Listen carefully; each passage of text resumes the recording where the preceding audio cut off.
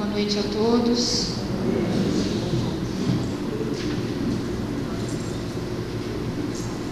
Eu que agradeço estar aqui com vocês mais uma vez.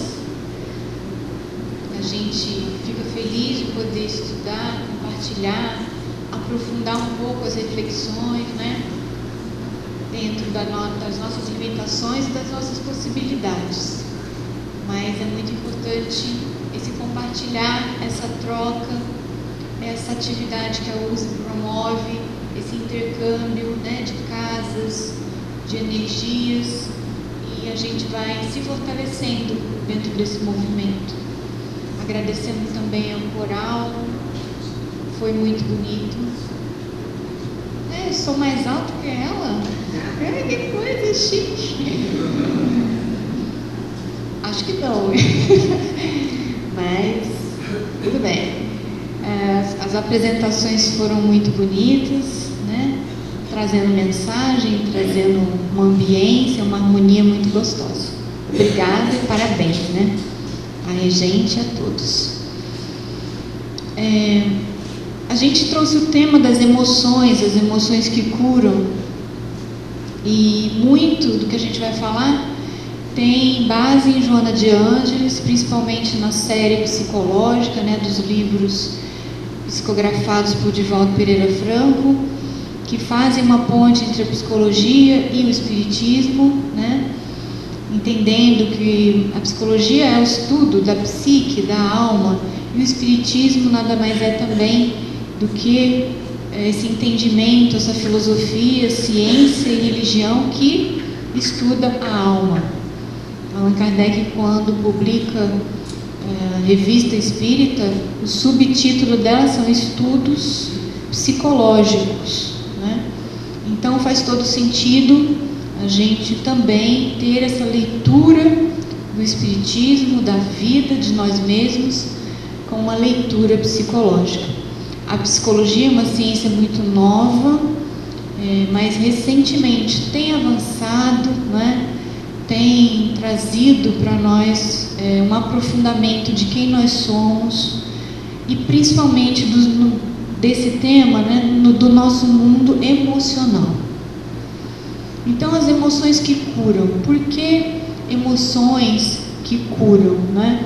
Nós procuramos a cura para os nossos diversos males através de muitas opções, médicos, né, terapias. Estamos, claro, sempre fugindo da dor física, da dor moral, da dor emocional. É natural, né? Ninguém gosta de sofrer e todos realmente buscamos este alívio. Mas a cura verdadeira, né, ela sempre vai se passar por essa via emocional. Porque o que nós somos enquanto espíritos encarnados, né? Enquanto filhos de Deus, enquanto almas em evolução, em caminhada evolutiva? Somos seres que pensamos e sentimos. Então as emoções expressam o que nós somos. Elas são a manifestação da nossa estatura espiritual, né? A nossa estatura espiritual, nosso nível evolutivo não é medido por aquilo que nós sabemos, por aquilo que conhecemos, pelo número de livros que a gente já leu, mas o nosso progresso, aonde nós estamos, em qual degrauzinho, é medido pelo o que sentimos. No livro A Gênese, no último capítulo, Allan Kardec deixa claro essa fase da transição planetária que nós estamos passando e do que é importante neste momento. Vamos ler aqui no slide. Já não é somente de desenvolver a inteligência o de que os homens necessitam, mas de elevar o sentimento. Um pouquinho mais à frente, o progresso intelectual realizado até o presente, nas mais largas proporções, constitui um grande passo e marca uma primeira fase no avanço geral da humanidade. Impotente, porém, ele é para regenerá-la. Então fica muito claro que para adentrarmos o mundo de regeneração, para desenvolvermos as possibilidades em nós, né, desse potencial de regeneração, o progresso intelectual, ele é impotente para fazer isso. Ele sempre vem, em primeiro lugar, empurrando, estimulando o progresso moral. Mas não é ele que vai nos dar sustentação, base, vai nos dar condição de acompanhar esse mundo de regeneração que está chegando, que está, né, que estamos em processo de desenvolvimento. Então é importante entendermos com uma certa profundidade isso daqui, porque quando conhecemos intelectualmente algumas coisas, por exemplo, que eu preciso perdoar, o quanto é ruim guardar mágoas, o quanto é prejudicial sentir raiva, ódio, o quanto desequilibra nossa mente e tem reflexos no corpo, o medo, a ansiedade, a angústia, a aflição. Eu sei, existem tratados, eu posso ler, eu posso buscar na internet, eu entro em contato com todo esse conhecimento evangélico, doutrinário, científico, mas na hora de eu não guardar a mágoa, não sentir a raiva, não sentir o ódio, não sentir o medo, eu me vejo muitas vezes impossibilitado. Não é simples assim, né? Então, entendendo que as emoções são forças da alma, que elas influenciam diretamente as células do nosso corpo, isso a psicossomática já trouxe para nós com muita clareza, com muito entendimento. Não há dúvida do que o que nós sentimos tem repercussão no nosso corpo, né? Então, seria muito lógico um raciocínio seguinte: a gente pegar as emoções boas, que curam, e fazer uma lista em contraponto com as emoções que nos adoecem, que são ruins, que são negativas. Fazer dois grandes grupos. Nós temos um repertório de mais ou menos 400 emoções, né, no repertório humano. Então vamos lá, vamos fazer aqui uma grande divisão das emoções que eu posso ter de um lado, das emoções que eu não posso ter do outro lado. E às vezes esse raciocínio é o que é mais comum, mas a gente já quer partir do princípio que ele não funciona, que ele não está correto, que ele não é adequado, porque todas as emoções, como forças da nossa alma, elas existem e elas não podem ser suprimidas. Elas não podem ser eliminadas. Eu não posso não sentir determinadas emoções. E às vezes nós temos esse entendimento que é preciso não sentir. E eu me coloco obrigada a não ter raiva das pessoas, a não me sentir magoada, né? E quando eu faço esse movimento de obrigação, acontece um monte de outras coisas negativas que a gente vai ver, porque esse movimento de obrigação, ele não funciona, ele é mais um auto-engano, ele é mais uma ilusão, uma fantasia e que traz mais prejuízos do que benefícios. Segundo Freud, que é um autor dentro da psicanálise, né, o início da psicologia, né, no século XX, as emoções não expressas, elas nunca morrem. Você pode não expressar, né, mas ela continua viva, elas são enterradas vivas e saem de piores formas mais tarde.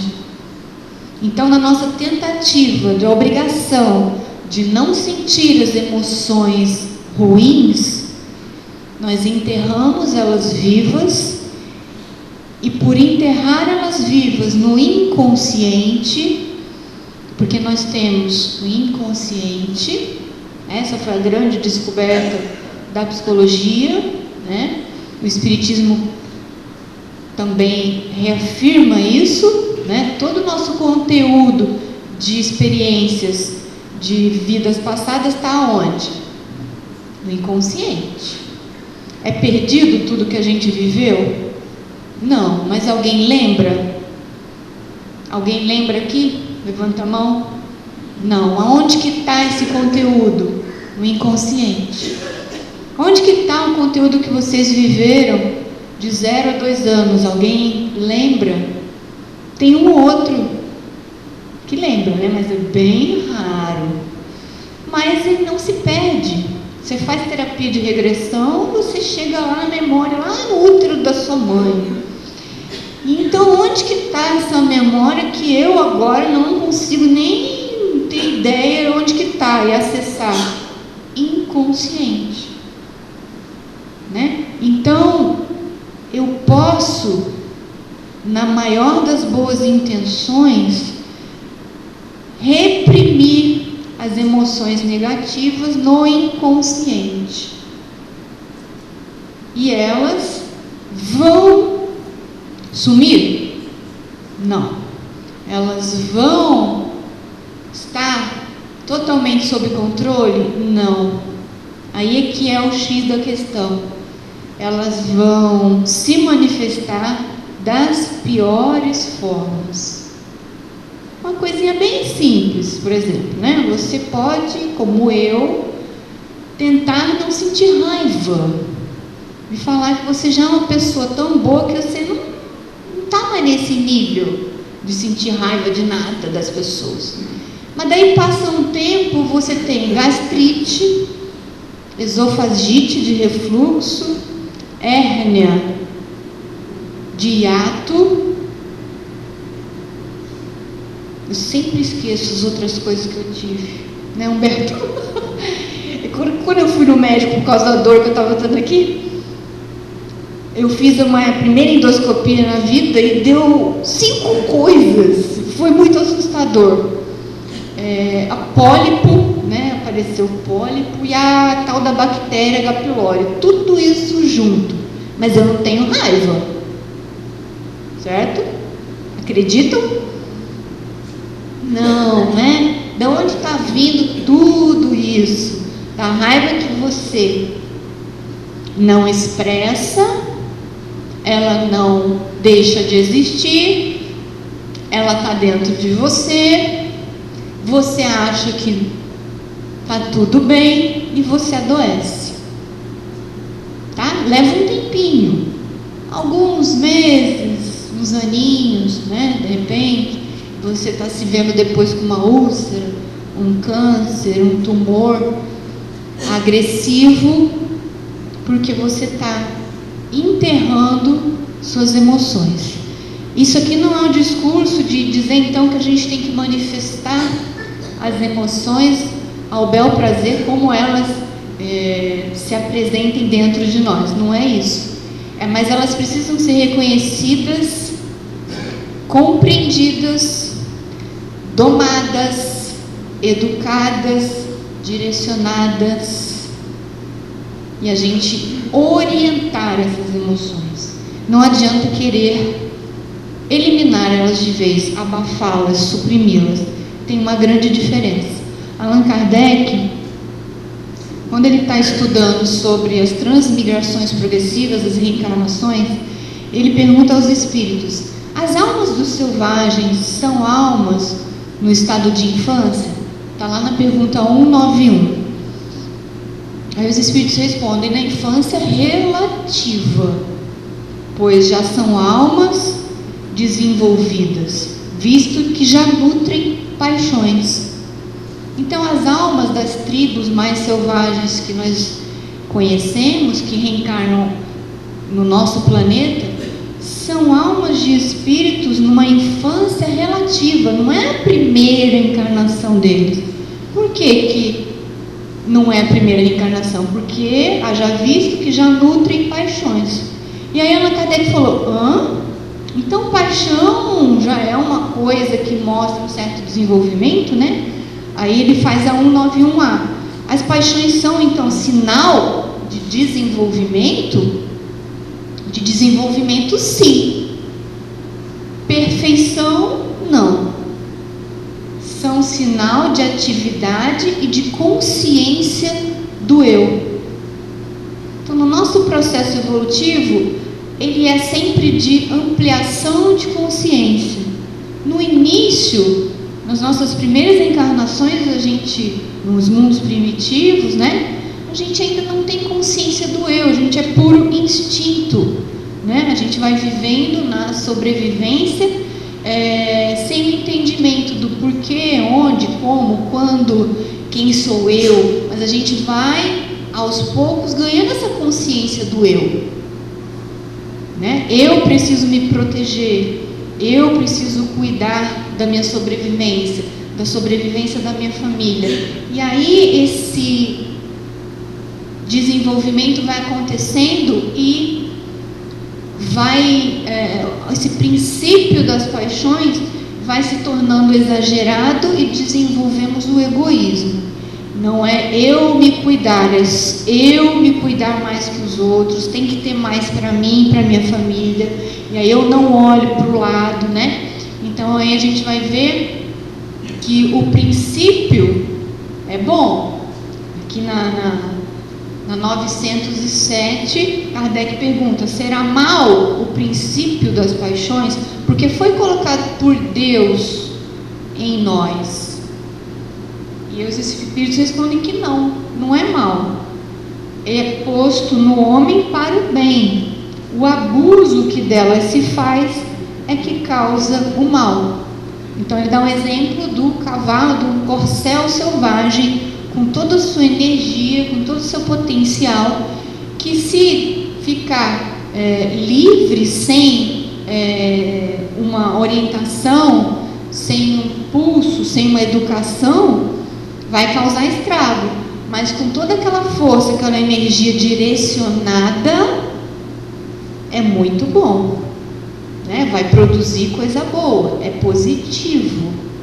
Então, o nosso trabalho, Deus não colocou a gente prontinho, é de desenvolver essas paixões, transformando-as em virtudes, domando-as, educando-as, direcionando-as, e não eliminando-as, porque se o princípio é bom, eu arranco tudo. Arranquem todo o medo de vocês de uma hora para outra. É bom?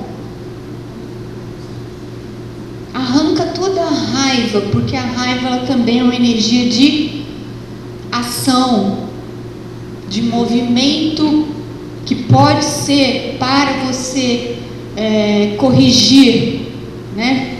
Fazer acontecer. Então ela em si, em princípio, né, na sua raiz, ela não é ruim. Então a nossa reforma íntima, às vezes nós nos equivocamos de que precisamos arrancar tudo que parece ruim e de uma hora para outra a gente ficar sem as paixões, as emoções negativas, os sentimentos ruins. Eles vão fazer parte e fazem parte de nós e vão fazer parte por muito tempo. Mas o importante é a gente conhecer e direcionar. Por exemplo, no livro de André Luiz em nosso lar, quando ele tem condições de receber a visita da mãe dele, isso está no capítulo 15, aí eu coloquei a imagem do filme, né, Nosso Lar, muito bonito. Então nessa cena, quando eles se encontram, eles se emocionam, eles estão com saudade, eles se abraçam, e depois daquele tempo de matar essa saudade com todo aquele aconchego, André Luiz, aproveitando aquele colo materno, começa a reclamar, fazer queixa para a mãe, né? E se lamentar da sua condição, das coisas difíceis que ele está passando, das injustiças que ele imagina que está vivendo. E ela responde com muito amor, mas com muita firmeza, que ela gostaria de dar razão para ele, que tem um impulso, uma emoção, um desejo de colocá-lo num trono como o ser perfeito, mas ela já sabe que isso não se coaduna com as aprendizagens, com aquilo que é bom. Qual era o nível evolutivo desta alma? Ela nem em nosso lar estava. Ela estava numa colônia espiritual mais elevada do que nosso lar. Ela desce, vamos dizer assim, né, para ver o filho nas condições que ele já podia, porque por muito tempo ele não pôde, né? Mas a condição dela espiritual era muito melhor. Mas percebam que mesmo numa condição espiritual muito melhor, ela sente a emoção, o impulso, o desejo egoísta e orgulhoso e apegado de colocar o filho num trono. Quem é mãe aqui e que não tem este desejo? Levanta a mão, né? A gente gosta de dar razão para aqueles que estão falando mal dos nossos filhos? Não, né? A gente gostaria de colocá-los neste lugar de amor incondicional e de perfeição. Então ela percebe, mas ela fala, já não se coaduna com os novos propósitos aprendidos. Porque o verdadeiro amor, para transbordar em benefícios, André Luiz, precisa trabalhar sempre. E aí ela continua, meu filho, também eu trabalho ainda, reajustando o coração. Então ela convida André Luiz para uma nova postura emocional, uma postura equilibrada. Mas o que eu quero trazer com esse exemplo assim, é que ela não deixou de sentir. Conseguiram entender? Né? Então, que absurdo é esse que a gente se impõe de não querer sentir, de sermos seres angelicais, de termos sentimentos, emoções de almas, por exemplo, lá dos mundos celestes, sendo que a gente está aqui nesse mundo de provas e expiações, a nossa condição é outra. Quem está na segunda série, você vai exigir alguma coisa da faculdade, da universidade? Estou só na segunda série. Vai ser exigido de mim coisas da segunda série. O que é exigido de nós a nível moral? Domar as más paixões, domar este corcel. Agora, não ter sentimentos, emoções, não é possível. No livro Emoções que Curam, médium Vanderlei Oliveira, pelo Espírito Hermance Dufour, é prefaciado por Bezerra de Menezes. E a gente vai ler alguns trechinhos porque ele fala justamente das emoções, né? O livro se chama Emoções que Curam. Então vamos ver. O amor ao próximo é a alma dos princípios cristãos. A lei universal de amor nos permite e convida-nos a uma ação consoladora em favor das necessidades do nosso próximo. Isso é ponto pacífico. Amar ao próximo como a si mesmo é a lei maior. Já sabemos, entendemos, acreditamos, concordamos. Entretanto, diz Bezerra de Menezes, a ação no bem por si mesma não representa a cura pessoal. Estender a mão que apoia é um roteiro insubstituível, mas a cura e a redenção são caminhos individuais, frutos do trabalho pessoal. Então nós estamos acostumados a nos envolvermos com filantropia, né, no bem, na caridade, que às vezes nem é caridade, isso tem que ser visto com mais profundidade mesmo, e achando que simplesmente essa fazeção de coisas pelo outro representa a nossa cura dos nossos conflitos íntimos, é a conquista da nossa paz, é a conquista do reino dos céus, da felicidade, porque fora da caridade não tem salvação. Mas é uma leitura superficial, porque sem um trabalho pessoal, íntimo, de dentro para fora, junto com essa caridade, essa filantropia, essa ação, esse movimento no bem, não existe elevação moral, não existe o progresso moral que está faltando, né, para a gente adentrar no mundo de regeneração.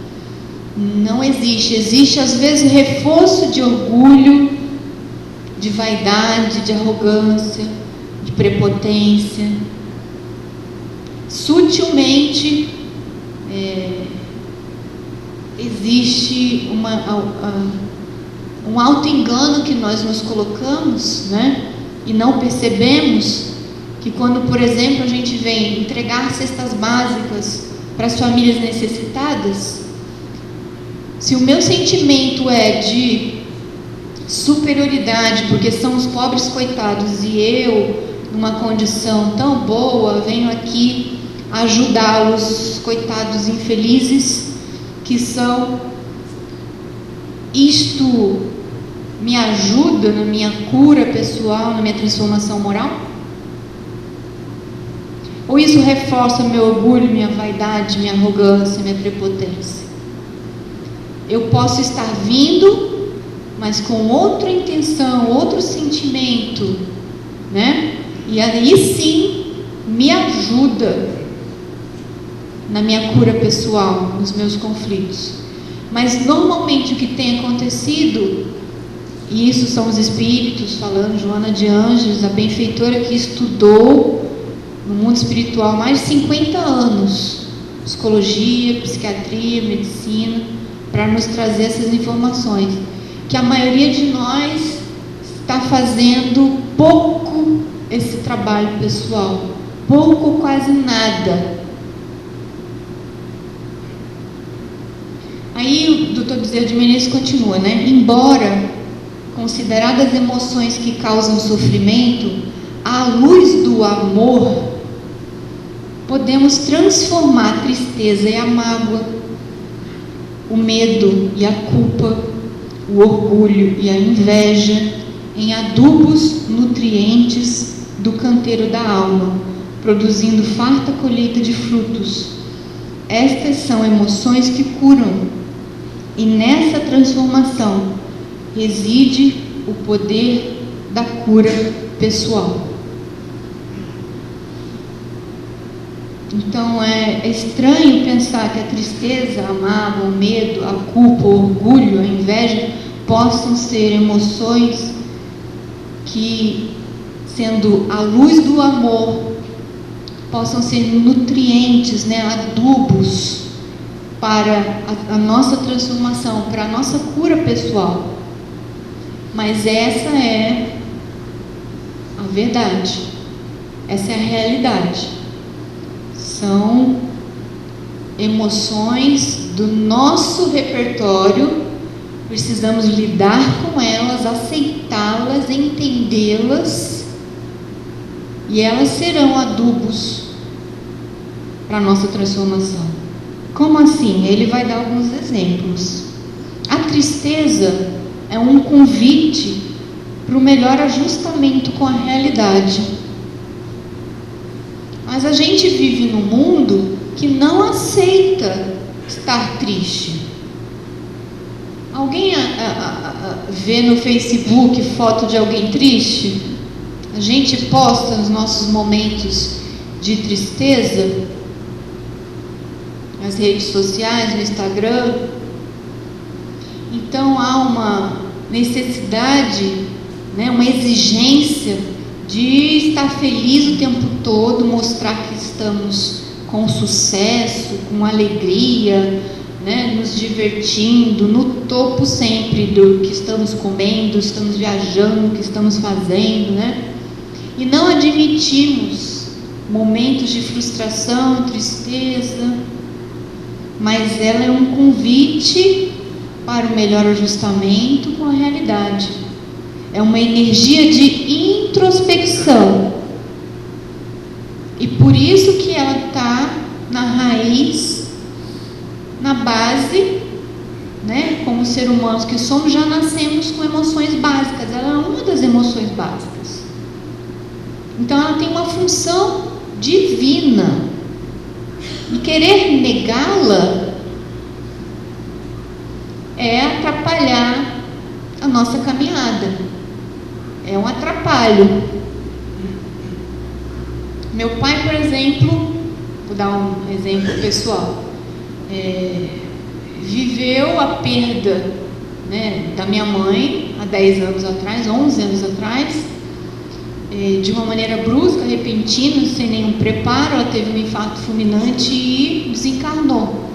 Eles estavam 40 anos casados e ele muito dependente emocionalmente dela, a gente sempre viu isso.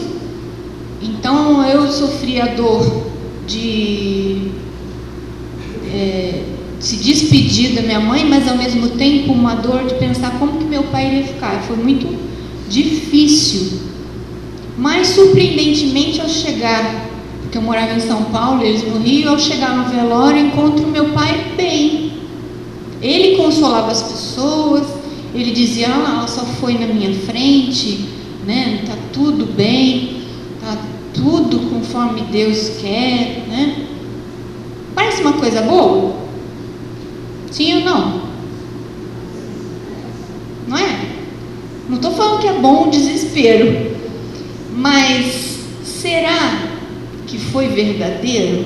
Ou ele não se permitiu uma energia de introspecção tão natural, necessária no momento de perda? E ele mostrou que sim, porque um pouco depois ele adoeceu psicologicamente, não é? Então enterrar e exigir não ficar triste, não elaborar seu luto, não viver o luto, a gente não saber lidar com a tristeza é que faz os transtornos depressivos, os transtornos de humor da bipolaridade, que culminam nas nossas ideias suicidas. É não vivenciar e não saber entender e dar espaço para essa tristeza. Um espaço adequado, O medo é um amigável indicador que queremos responder acertadamente aos desafios, requisitando de nós mesmos maior atenção. É uma energia de preservação. Então ela é importante também, mas fora da medida, ela nos paralisa. Mas numa boa medida, ela é muito importante. Se a gente não tiver medo de atravessar a rua, se eu não tiver medo de vir aqui falar para vocês, eu não vou me preparar bem. todos os atores, atrizes maravilhosos que a gente conhece, e eles, quando dão entrevista, eles falam: eu já tenho, sei lá, 20, 30 anos, mas quando vou atuar, tenho aquele medo, aquele frio na barriga. E se não tiver, problema, né? Então, eu preciso ter, mas eu não saber administrar, reconhecer, percebê-los, eu desenvolvo os transtornos de ansiedade, de pânico, de fobia, transtorno obsessivo compulsivo, que é o toque. Tudo isso é da família do medo, das emoções que estão na base desses transtornos todos, a emoção do medo. Que provavelmente, claro, cada caso é um caso, mas para culminar num transtorno é porque eu tentei abafar, quando não consigo entrar em contato com esse medo, conversar com ele, entendê-lo, domá-lo. Eu só quero simplesmente não ter, e aí dá problema. O orgulho está mais para sentimento do que emoção, né? Mas quando a gente está falando das emoções que curam aqui, a gente está falando no geral, não estamos nos limitando muito restritamente à emoção, né? Mas a tudo que envolve o nosso mundo emocional, sentimentos, desejos, impulsos, né?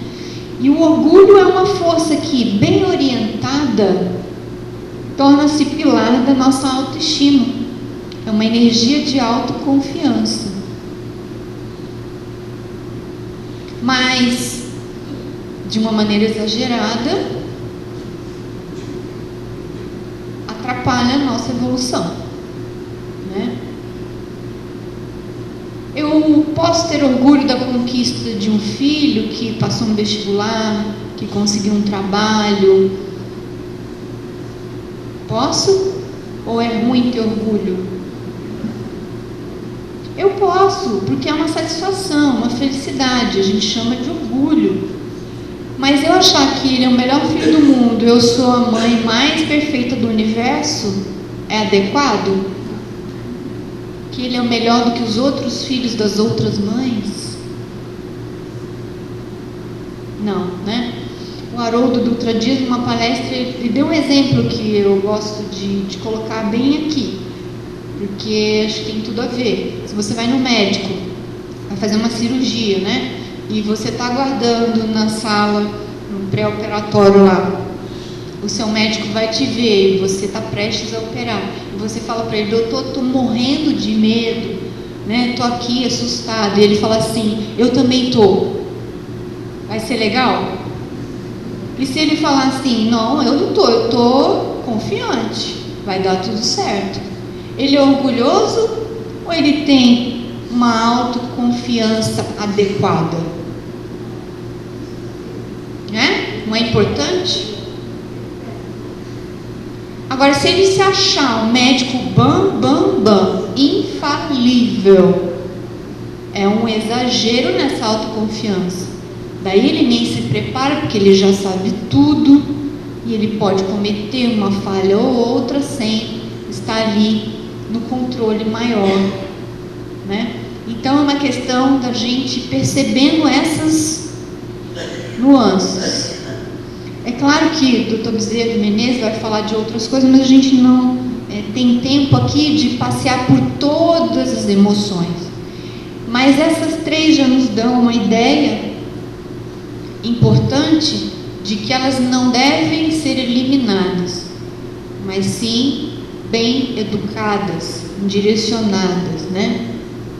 Jung, que foi um dissidente de Freud, que se aproximou bastante das questões espirituais, um psiquiatra suíço, e que Joana de Ângeles também estudou muito e traz na série psicológica muitos conceitos da teoria junguiana. Ele fala que o homem que não atravessa o inferno das suas paixões também não as supera. Então a gente querer levitar por cima e ser maior, e ser superior, nós não nos superamos, nós só nos enganamos.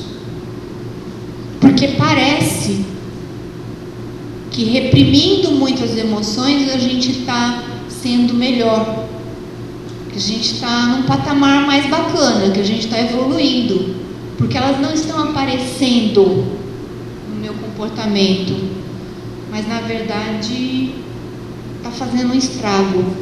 Por exemplo, nossas energias sexuais, não é? São forças da nossa alma. Se a gente quiser eliminá-las de um dia para o outro, eliminá-las num voto de castidade, como os padres fazem nas igrejas, qual é a consequência que nós vemos na realidade acontecer? Um número absurdo de pedofilia, de sexo na igreja, né? Da energia sexual que eu tentei abafar, eliminar, numa ideia, né, de uma santidade, de uma sublimação, né, impossível no momento nosso evolutivo, impossível entre aspas, você pode também canalizar essa energia de outras formas, mas assim, se impor não funciona.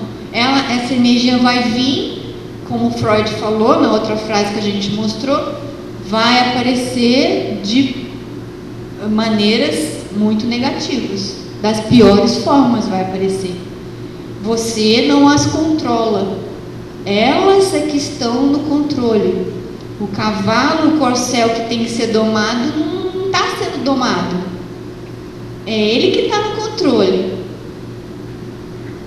Por quê? Porque eu reprimi, porque eu decidi egoicamente, num movimento, né, de arrogância, que eu vou sublimar esse instinto sexual agora porque eu quero ser uma pessoa melhor, porque eu quero ser santo. Então não funciona, né? Então a gente vai ver isso em muitos aspectos. Dei só um exemplo, mas em todas as áreas vai acontecer da mesma forma. A gente forma, quando reprime, sombra psicológica, que todo mundo carrega uma, e quanto menos consciência a gente tem, mais densa, poderosa e negativa ela fica. E aí é ela que nos toma, e não nós é que estamos administrando, conversando, dialogando, domando, controlando, educando. São elas que nos dirigem. Você quer colocar debaixo do tapete, mas está lá, ela não some, ela ganha força. Joana de Anjos, no livro Em Busca da Verdade, tem uma frase muito impactante. Não são poucos indivíduos que se refugiam em ideais, especialmente nas doutrinas religiosas, como evasão da realidade. Evasão significa fuga, adotando comportamentos nobres, no entanto, mascaradores dos seus conflitos. Então, ela está falando aqui de uma religião X, ela está falando especialmente nas doutrinas religiosas. Nós temos essa fantasia, sei lá que eu posso chamar, né? Essa mania de nos exigirmos perfeição, e isso é simplesmente mascarar nossos conflitos. O que parece um comportamento nobre, parece uma evolução, mas não é. Então, não é, ela está falando, não são poucos os indivíduos, não é um caso aqui, outro ali, uma exceção à regra. Me parece que é a regra. A regra é: vamos no centro, na igreja, num templo, fazemos os rituais, cumprimos algumas regras, participamos de algumas atividades como fuga da nossa própria realidade, como um abafamento, um silenciamento da nossa consciência. Eu já fui lá, já assisti a palestra, já dei meu passe, já cantei no coral, já fiz a minha palestra, estou quites com as leis de Deus, mas continuo em ebulição por dentro, com os meus conflitos íntimos a 1000 por hora. Em alguma hora eles explodem, eles vão explodir de uma maneira muito negativa, porque eles estão sendo acumulados e não estão sendo domados. Então, eu vou pular umas cositas aqui, porque está muito, né? A gente já vai finalizando com Joana de Ângeles também, que ela fala: não se deve lutar contra as emoções. No livro Atitudes Renovadas tem uma lição 22 que é as emoções. Quem quiser, eu indico muito, porque é muito legal. Ela faz um resumo muito completo ali. Pode-se equilibrar o curso da sua explosão, da explosão das emoções, evitar que se expanda o sentimento hostil. A gente não precisa alimentar, reforçar a emoção negativa quando ela vem. A gente não deve colocar mais lenha na fogueira. Superar-se o primeiro impacto e corrigir-se o rumo. Isso é a nossa postura. Não de negação, mas de aceitação, entendimento, acolhimento, humildade, porque para reconhecer determinadas emoções precisa muita humildade. A emoção da inveja, né, o sentimento da inveja, é difícil da gente reconhecer. É ou não é?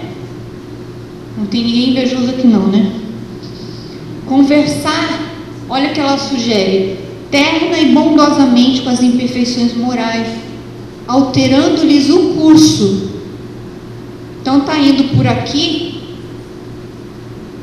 e se eu não tenho consciência, eu estou alimentando-as, mas num auto-engano, numa fantasia de que eu estou num comportamento tão nobre, fazendo coisas tão boas, que meus sentimentos está tudo tranquilo, está tudo bem, com as minhas imperfeições morais. Mas se eu tenho consciência um pouco, né, eu altero o curso. Eu falo: não vou alimentar, vem para cá um pouco, vamos entender por que essa inveja, de onde que ela vem, o que você gostaria de ser, que você vê na outra pessoa e você não acredita que você é capaz. Então olhar para isso, entender. Quando na pergunta 919, qual é o meio prático da gente melhorar nessa vida e resistir às más paixões, às más tendências, é o conhece-te a ti mesmo. É essa ideia. Eu conheço, entendo, vou conhecendo cada vez mais os motivos, e aí sim eu estou domando o corcel. A energia negativa tão poderosa, ela diminui de intensidade. Antes de se exteriorizar como seria o ideal, a emoção exige todo um curso disciplinante, uma análise profunda, a fim de converter-se em equipamento adequado do eu superior. Então exige um curso disciplinante, uma coisa educativa, né? Allan Kardec fala que o progresso da humanidade vai se dar através da educação, mas não a educação intelectual, aquela educação dos livros, a educação moral, que exige muito tato, muita experiência e profunda observação. Nesse momento ele está falando, eu acho, no comentário, na pergunta do Livro dos Espíritos, ele está falando sobre a educação do outro, da infância. Mas a gente pode ter a mesma visão, o mesmo raciocínio da educação de nós mesmos. Exige profunda observação, tato, experiência conosco mesmo.